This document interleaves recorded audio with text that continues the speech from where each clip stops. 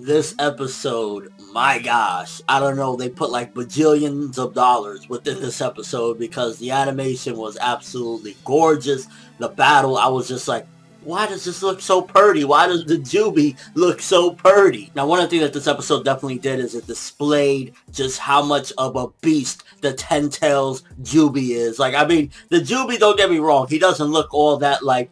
He looks scary, but he doesn't look all that like ForneverWorld because, like I said last week, he just looks like a blob of shit on an elephant or something. He just looks like weird and nasty looking or whatever. But within this episode, you just see really what type of threat he truly is. I mean, they come up with this crazy strategy. You know, you got B, you got Naruto, you got Kakashi guy. They all come up with this phenomenal strategy, and then B is about to throw that blast, and he just goes to B. And I'm just like, this goes to show what the Juubi is. Like, I really like that it's showing that the Juubi just isn't some, you know, piece of shit. It's not a letdown. Like, you're coming up with a phenomenal strategy with the Eight Tails about to blast you, and all you gotta do is this to the Eight Tails. Like, that shows what type of fucking threat we're dealing with here, people. And as a long-time viewer, to see the Kyuubi just coming up with strategies and working together, even Kakashi had to point it out, and I was just like, this seems so surreal. Like, you never thought this would happen as a long-time viewer coming from the original Naruto to now, where the Kyuubi, this monstrous beast, is working together. They're fighting even stronger and more ferocious monstrous beasts. And the difference is, the Juubi, you can see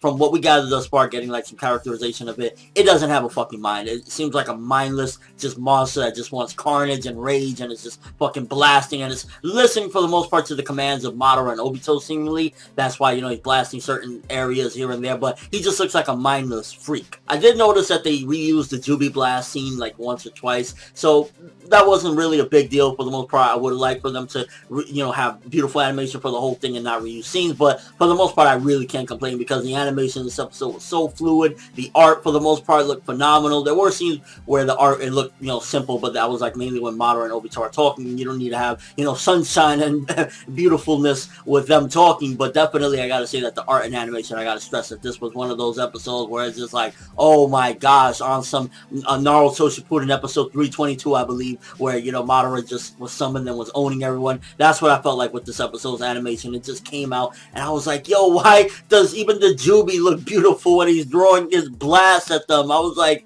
the animation is fucking amazing. And then we got some good progression where it wasn't just like a standstill of them coming up with a strategy and failing. You got the Shinobi Alliance arriving finally, and I gotta get the Kiba. If you know me, you know I don't like the Kiba. And then he gotta show up, and I remember the manga this pissed me off, and in the anime it pissed me off even more because you have just, you know, this wide variety of characters there, and he's trying to like stun on Naruto. He's like, oh yeah, don't act tough because Hinata's there. You mad, bro? At the end of the day, you mad because you see that Naruhina forming and your butt hurt. Like, I don't like the Kiba. I'm sorry. I don't like Kiba when he shows up. I'm like, fuck yeah, the Shinobi Alliance, they got everyone there. And then Kiba got to run his mouth. Oh yeah, like, you mad, bro? You mad, bro? And if you look a little bit deeper, you can definitely see within this episode, Obito continuously keeps on telling Naruto, or thinking to himself for that matter as well, that Naruto's just like him. And, you know, you can see there's still a glimmer within Obito of the old Obito where he's just like,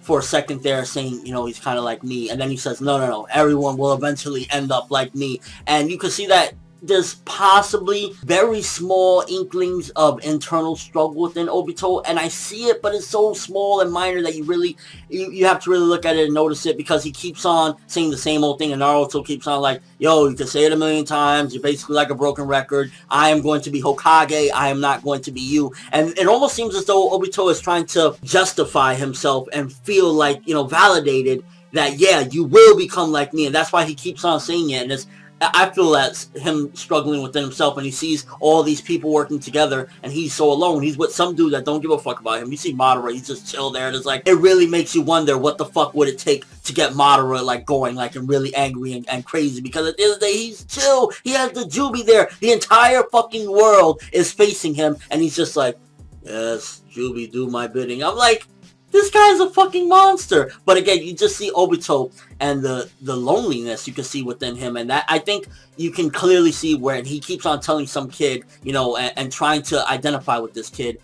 you can see that there's a struggle within him, even if it's minor. Definitely you can see maybe he's regretting some things, but it's far too late at this point for regret, in my opinion. He shouldn't be. I mean, at the end of the day, you made your bed, now lay in it. And ultimately, this episode definitely felt like a great one. You got great progression, the Shinobi Alliance arriving, you got fluid animation. It was just beautiful fucking animation, and you got a fucking epic battle as well with the Juubi there. And I'm just like, oh my gosh, the way they're making the Juubi, to be honest with you, I feel that they're doing the Juubi better in the anime than even the manga. When he flicked the 8 tails away, and just the way you see the size of him and the monstrosity that he is, I feel that they definitely are outdoing the manga with the anime right now as far as these scenes go.